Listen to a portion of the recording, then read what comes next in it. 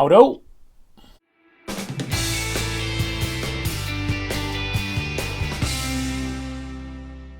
Hi, I'm Chris. Welcome to Kim Bespoke Creations. Today we've got a very quick beginner's guide to pyrography.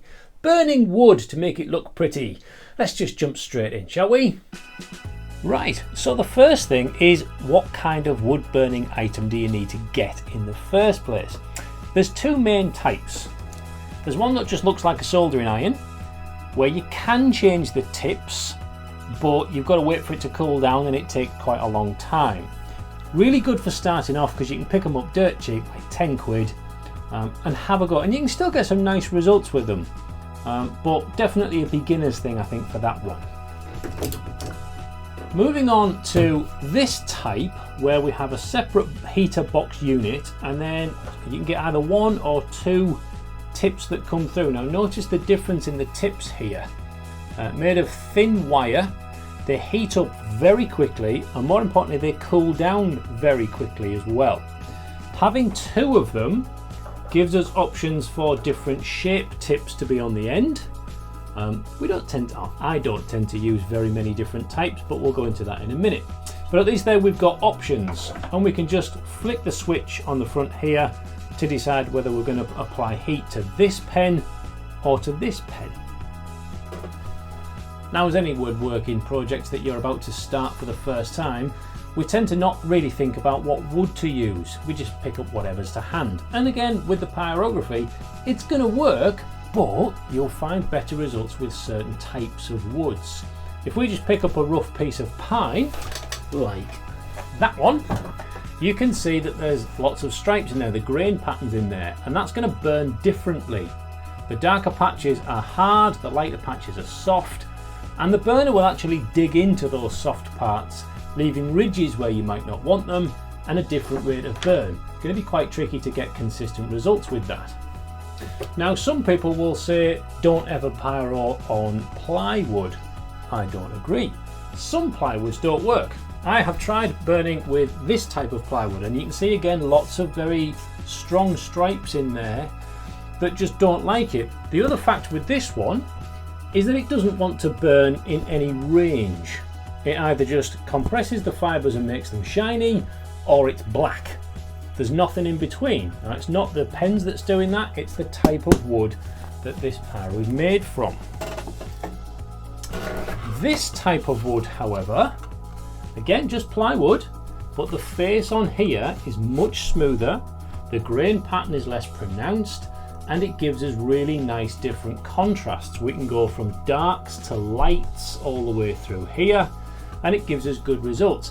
The best thing to do is just to try a piece, see what happens. If it doesn't work, pick up a different type of wood and give that a whirl. But don't avoid plywoods. One thing I like to do is, if I'm going to pick out a chunk of wood that I think might be nice, is to give it a test first. So you can see on here, I did some dark patches, some light patches, a little bit of fading, just as a very simple test thing, and then wrote down the numbers of what works, and then I've got a range in between. So those numbers correlate with the display on this box, and this is one of the big advantages of using a box rather than just a plug-in pen. So those numbers, I think, refer to how much watts it's kicking out, but to be honest that doesn't matter, it's just a number. It gives us a range. So if I turn this down, those numbers reduce, so I know 136, well, that's going to give me quite a light burn. If I take it back up to 160, so something along there, that's going to give me a darker burn. Now we could go crazy and do that, that's just going to blacken and singe everything. Or if we go right the way down to those kind of numbers, it's probably not going to do a great deal at all. Now, for getting the picture onto the wood in the first place, I tend to just find the pictures that I want, and then use the trusty old carbon paper. Okay, it's the most efficient way I've found to transfer from the photo, the picture, whatever it is that you found that you want to transfer onto, put it onto there, and then it all disappears as you burn in anyway. You can then, if there's excess pencil line or graphite line from the paper that you can see, You can just go over it with a rubber or an eraser for you international people, and it will get rid of those lines without removing any of the burning that you do. Right, so how to do the actual burning then? Well, it's fairly simple. Turn it on, just wait a couple of seconds for that to heat up, and then start rubbing the wood with it. Okay, so I'm going to do this mallet that I've got here. Basically, you can see I've made a little box for all of this equipment to fit into. This is going to be my lid, and I thought I'd just design everything I like. Why the heck not? So I'm going to use a big wooden mallet here. So this section that I'm using here, they're all interchangeable heads that come with the kit. And you get quite a lot of them. You can see all the way down here, all the different types of ends that we can have.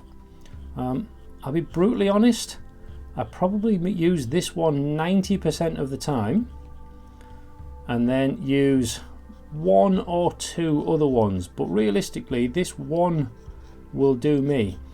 Because it's rounded, I can get a fairly wide section to shade in, and if I put it on the point, I can get a very straight, crisp line with it as well. So all I'm doing here, I've got it set to a low level, that 130 that we were talking about earlier on, and literally just going through, shading these bits off.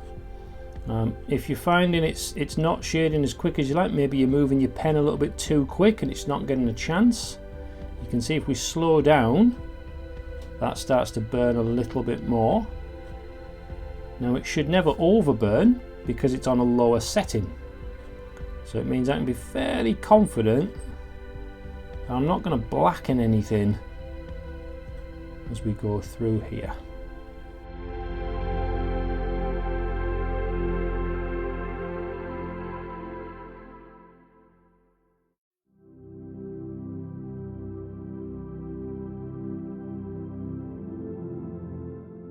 So now I'm going to go for this end section here, which I want to be darker.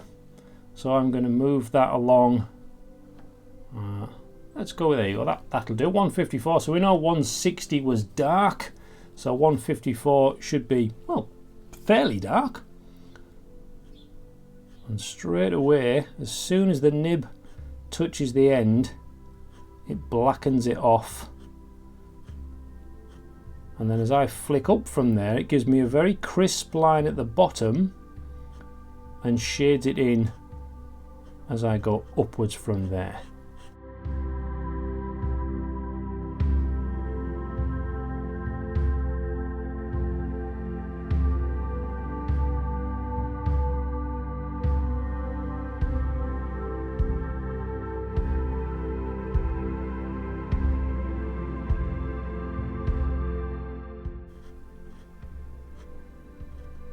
Again, I want a fairly crisp edge along that side, so I could run that along the edge and see how straight away that gives me a really black line as I use the tip on here. I can frame the end of that as well maybe. So I can go for broad strokes to give me shading, and then using the side of the nib to give me very accurate thin lines.